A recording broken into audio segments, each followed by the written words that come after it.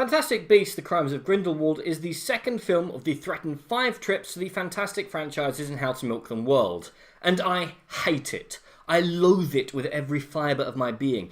If James Corden and Jai Courtney were to star in an Adam Sandler film with a soundtrack consisting of nothing but Mr. Blobby songs, I would probably have had a more pleasurable viewing experience. This thing is the Amazing Spider-Man 2 of the Harry Potter universe. No, it's lower than that. At least AS2 had some semblance of being a film, while still setting up over 400 different products to lighten my internally empty wallet. It had villains that were set up and explained for being beaten up by a lycra-clad fashion disaster. It had a few characters who had some depth and chemistry. I understood what was happening, what the stakes were, why people did what they did, and a few practical effects. Probably. It's been a while since I put myself through it.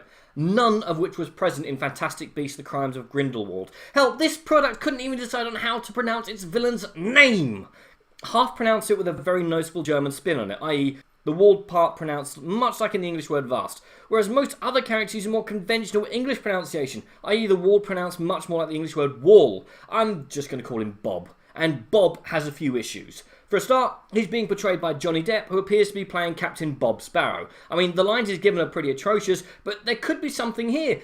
I mean, a power-hungry populist in an extremely politically divisive time? Could you get any more relevant in today's world? Except Depp does nothing with it. And of course there's the whole controversy over the hiring of Depp given his personal issues, so you'd think he'd be given his A-game here, but he just seems drugged or uninterested. Swap him out with Colin Farrell and it would have been a better film. Or literally anyone else, it would have been a better experience. And given from what little I've seen of cast interviews, it doesn't seem like the cast had much of a good time filming with him as well.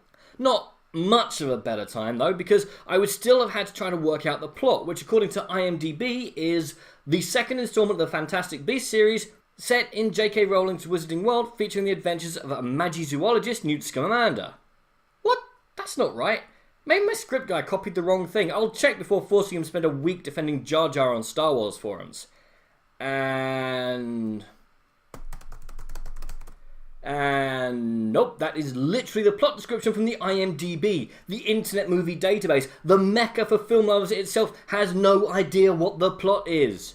Dark times are indeed upon us. In a way though, that's not surprising. There's so much bloating and padding that I had no idea what was going on. Characters in the first film had some depth to them, are reduced now to one-dimensional nothings, and even then change motivation at the drop of a hat or betray what went before. I swear 3 characters just vanish into the ether, and 94 of the remaining characters that got introduced into this mess could have vanished for all the impact that they make. Look, I have nothing against multiple strand movies all leading to a or several big climaxes. Think Lord of the Rings. But when you jump from character to character, it's important that the audience remembers who they are, what they were doing, and why they were doing it. And there was none of that in this film. Too many cooks spoil the broth, and this was very thin broth to begin with. The highly marketable creatures are back, but where in the first film they drove the plot and had interesting little personalities themselves, they're now nothing more than distractions who can be safely removed from the entire film with no impact in any way, shape or form except for diminished toy sales. The CGI does look good, I'll grant you, but didn't the Harry Potter franchise used to pride itself on using practical effects wherever possible? CGI dates very, very quickly, where practical effects don't. Would the Jeep attack scene in Jurassic Park look better if the T-Rex was fully CGI? I don't think so somehow. The world building's for nothing as well. In the previous film, we caught a glimpse of how American wizards have a different society from UK wizards. It was explored and explained through moments big and small, and as a result, we understood the strengths and weaknesses of both societies. But here? Despite being mostly set in Paris, everyone speaks in English, and there's no exploration of the French wizarding society in any way, shape or form, and the whole film could have been moved to London or New York with no effort at all. So, the world building sucks. Even IMDb has no idea what the plot is, and they made sense of the Room's plot. There are way too many, way too thin, inconsistent characters who may or may not have vanished or been killed by the end of this product. There's an insulting amount of instantly dated CGI creatures who could have been removed safely with no cost to a franchise called Fantastic Beasts. Was there anything I liked? Well, there is one good moment in this film, where towards the end, one character realises what's to come and utters the simple line, "Oh God, not another war," with horror in his face and voice. And had the camera held for a few seconds so that he could understood what he was realising and remembering the horrors of what came before, but instead it's line uttered, a split second on the face, and then back to the big CGI finale that comes out of flaming nowhere. The biggest waste in the product. But This isn't a product in and of itself. This is the first half of the second act, stretched and bloated and twisted and corrupted to a 134-minute runtime. Was there anything at stake? Possibly, but by the time it became clear that there was at some point going to be some stakes, I'd already gone vegan.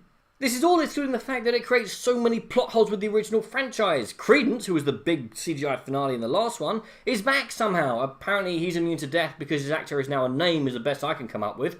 The only big-ish character not to be a white person is condemned to turn into a snake monster through a blood curse and has no more personality than a devoted girlfriend without any independent thought or action of her own. Look, I need to wrap this up or I'm going to be here all day. Fantastic franchises and how to milk them. The crime against cinema is nothing. It's not a film in its own right, and I've gone out of my way to avoid referring to it as such. It has no plot, exciting or unique moments, bar one, which it immediately wastes. You could strip out all of the fat and waste and padding and have a pretty solid first half of the second act, but on its own, all it did was make me angry. Angrier than I've been at a film in years. Angrier than at Pixels, Terminator Genesis, Fantastic, or any other number of terrible films I've put myself through in recent years. It has no reason to exist beyond WB's desire to make money. It has nothing to say and no spectacular moments to rise against its myriad of flaws. What a sad state for such a wonderful, beautifully realised world. This is fire. Do not see this film under any circumstances. But what do you guys think? And what do you think has been the biggest squandering of time, effort, money and talent in the cinema? Comment below, let me know. I'm Daniel, been a donkey. If you've enjoyed this video, please like, share and subscribe.